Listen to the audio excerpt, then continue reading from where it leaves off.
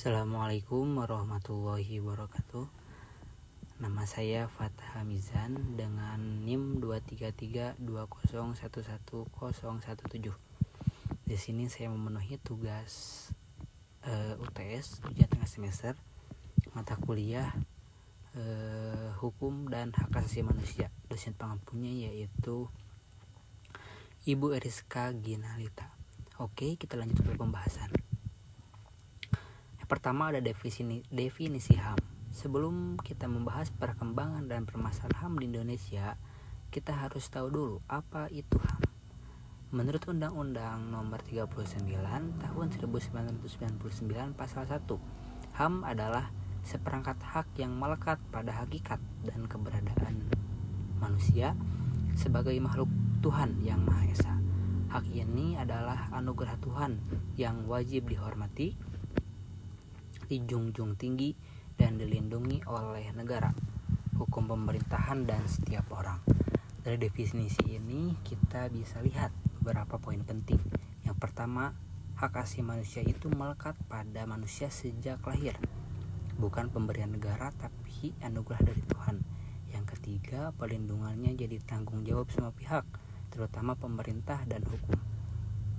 Kemudian prinsip ini juga mencerminkan responsibility state, yaitu kewajiban negara untuk melindungi HAM warganya sesuai standar internasional. Kita lanjut ke pembahasan selanjutnya, yaitu pentingnya HAM di Indonesia. Sekarang kita masuk ke mengapa hak asasi manusia penting banget untuk Indonesia. Ada 8 poin utama yang harus kita pahami. Yang pertama ada dasar demokrasi. Negara demokrasi seperti Indonesia butuh jaminan kebebasan dan perlindungan hak agar warganya tetap berpartisipasi aktif. Yang kedua, keadilan sosial. HAM membantu menciptakan keadilan, mengurangi diskriminasi dan kesenjangan. Yang ketiga, stabilitas sosial. Kalau HAM dihormati, konflik sosial bisa dikurangi, masyarakat jadi lebih aman dan juga damai. Keempat, ada perkembangan manusia. Hak asasi manusia mendorong perkembangan individu lewat akses pendidikan, kesehatan, dan kesejahteraan. Yang kelima ada identitas dan kebudayaan. HAM juga melindungi hak kelompok minoritas dan budaya lokal agar tetap eksis. Yang keenam, reputasi internasional. Negara yang menghormati hak asasi manusia akan lebih dihargai secara global. Yang ketujuh, akses terhadap keadilan. Semua warga negara punya hak yang sama di mata hukum. Keberlanjutan lingkungan, hak atas lingkungan hidup yang baik juga bagian dari HAM. Jadi penting banget untuk masa depan bumi kita. Kemudian perkembangan hak asasi manusia di Indonesia. Hak asasi manusia memainkan peranan penting dalam membentuk struktur sosial dan politik Indonesia. Berikut adalah penjabaran lebih terperincinya. Yang pertama, dasar demokrasi.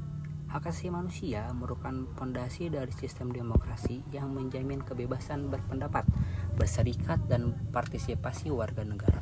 Kemudian ada tanpa jaminan HAM, demokrasi bisa kehilangan makna dan berubah menjadi kekuasaan mayoritas yang menindas minoritas.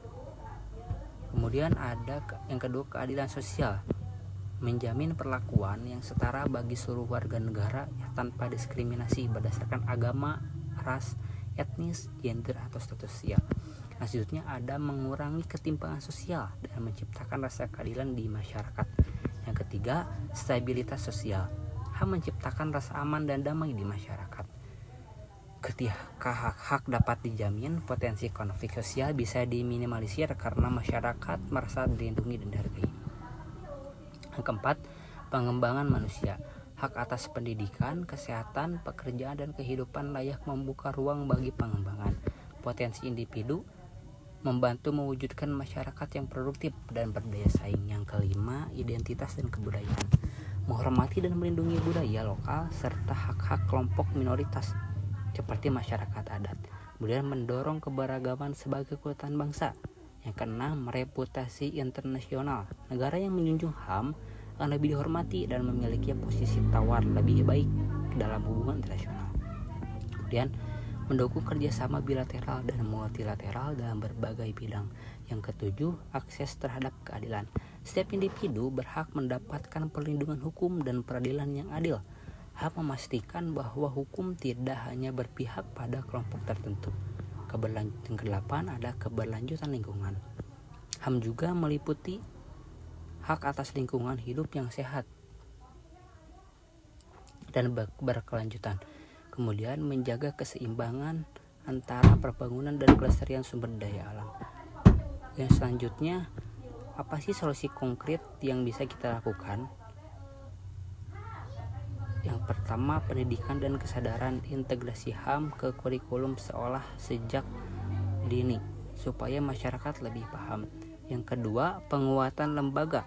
Komnas HAM butuh dukungan finansial dan politik agar bisa bekerja maksimal. Yang ketiga, reformasi struktural. Aparat penegak hukum harus dibenahi supaya lebih responsif terhadap isu hak asasi manusia.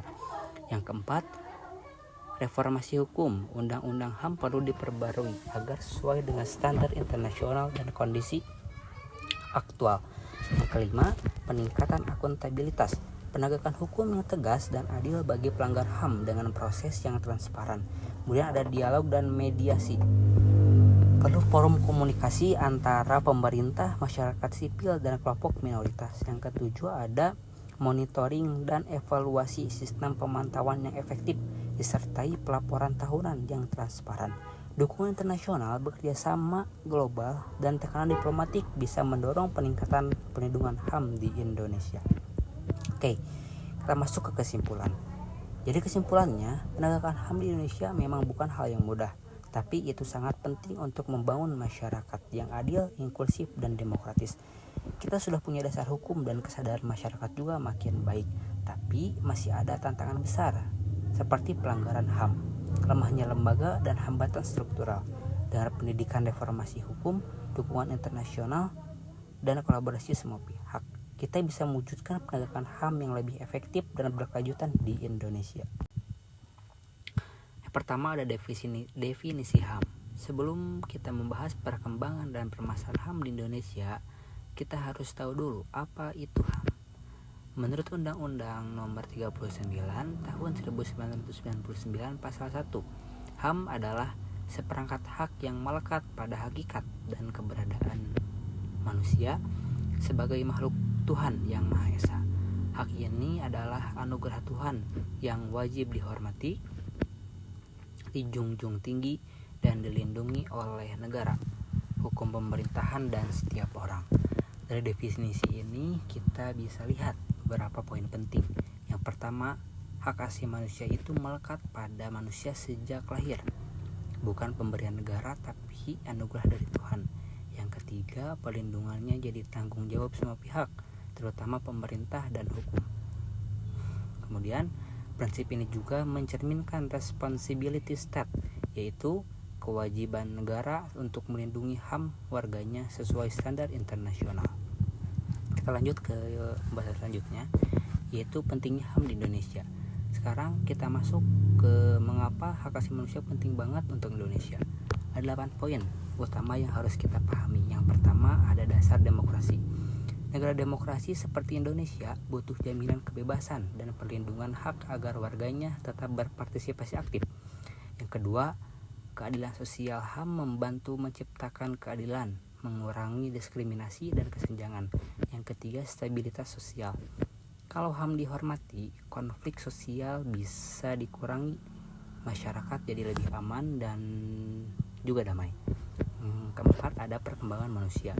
Hak asasi manusia mendorong perkembangan individu lewat akses pendidikan, kesehatan, dan kesejahteraan. Yang kelima, ada identitas dan kebudayaan. HAM juga melindungi hak kelompok minoritas dan budaya lokal agar tetap eksis. Yang keenam, reputasi internasional. Negara yang menghormati hak asasi manusia akan lebih dihargai secara global. Yang ketujuh, akses terhadap keadilan. Semua warga negara punya hak yang sama di mata hukum. Keberlanjutan lingkungan, hak atas lingkungan hidup yang baik juga bagian dari HAM. Jadi penting banget untuk masa depan bumi kita. Kemudian perkembangan hak asasi manusia di Indonesia. Hak asasi manusia memainkan peranan penting dalam membentuk struktur sosial dan politik Indonesia. Berikut adalah penjabaran lebih terperincinya. Yang pertama, dasar demokrasi. Hak asasi manusia merupakan fondasi dari sistem demokrasi yang menjamin kebebasan berpendapat, berserikat, dan partisipasi warga negara. Kemudian ada tanpa jaminan HAM. Demokrasi bisa kehilangan makna dan berubah menjadi kekuasaan mayoritas yang menindas minoritas. Kemudian ada yang kedua, keadilan sosial, menjamin perlakuan yang setara bagi seluruh warga negara tanpa diskriminasi berdasarkan agama, ras, etnis, gender, atau status sosial. Selanjutnya ada mengurangi ketimpangan sosial dan menciptakan rasa keadilan di masyarakat. Yang ketiga, stabilitas sosial. HAM menciptakan rasa aman dan damai di masyarakat. Ketika hak-hak dapat dijamin, potensi konflik sosial bisa diminimalisir karena masyarakat merasa dilindungi dan dihargai. Yang keempat, pengembangan manusia. Hak atas pendidikan, kesehatan, pekerjaan, dan kehidupan layak membuka ruang bagi pengembangan potensi individu, membantu mewujudkan masyarakat yang produktif dan berdaya saing. Yang kelima, identitas dan kebudayaan. Menghormati dan melindungi budaya lokal serta hak-hak kelompok minoritas seperti masyarakat adat. Kemudian mendorong keberagaman sebagai kekuatan bangsa. Yang keenam, reputasi internasional. Negara yang menjunjung HAM akan lebih dihormati dan memiliki posisi tawar lebih baik dalam hubungan internasional. Kemudian mendukung kerjasama bilateral dan multilateral dalam berbagai bidang. Yang ketujuh, akses terhadap keadilan. Setiap individu berhak mendapatkan perlindungan hukum dan peradilan yang adil. HAM memastikan bahwa hukum tidak hanya berpihak pada kelompok tertentu. Yang kedelapan ada keberlanjutan lingkungan. HAM juga meliputi hak atas lingkungan hidup yang sehat dan berkelanjutan. Kemudian menjaga keseimbangan antara pembangunan dan kelestarian sumber daya alam. Yang selanjutnya, apa sih solusi konkret yang bisa kita lakukan? Yang pertama, pendidikan dan kesadaran, integrasi HAM ke kurikulum sekolah sejak dini supaya masyarakat lebih paham. Yang kedua, penguatan lembaga. Komnas HAM butuh dukungan finansial dan politik agar bisa bekerja maksimal. Yang ketiga, reformasi struktural. Aparat penegak hukum harus dibenahi supaya lebih responsif terhadap isu hak asasi manusia. Yang keempat, reformasi hukum. Undang-undang HAM perlu diperbarui agar sesuai dengan standar internasional dan kondisi aktual. Yang kelima, peningkatan akuntabilitas. Penegakan hukum yang tegas dan adil bagi pelanggar HAM dengan proses yang transparan. Kemudian ada dialog dan mediasi. Perlu forum komunikasi antara pemerintah, masyarakat sipil, dan kelompok minoritas. Yang ketujuh ada monitoring dan evaluasi sistem pemantauan yang efektif disertai pelaporan tahunan yang transparan. Dukungan internasional, bekerjasama global, dan tekanan diplomatik bisa mendorong peningkatan perlindungan HAM di Indonesia. Oke, kita masuk ke kesimpulan. Jadi kesimpulannya, penegakan HAM di Indonesia memang bukan hal yang mudah, tapi itu sangat penting untuk membangun masyarakat yang adil, inklusif, dan demokratis. Kita sudah punya dasar hukum dan kesadaran masyarakat juga makin baik, tapi masih ada tantangan besar seperti pelanggaran HAM, lemahnya lembaga, dan hambatan struktural. Dengan pendidikan, reformasi hukum, dukungan internasional, dan kolaborasi semua pihak, kita bisa mewujudkan penegakan HAM yang lebih efektif dan berkelanjutan di Indonesia.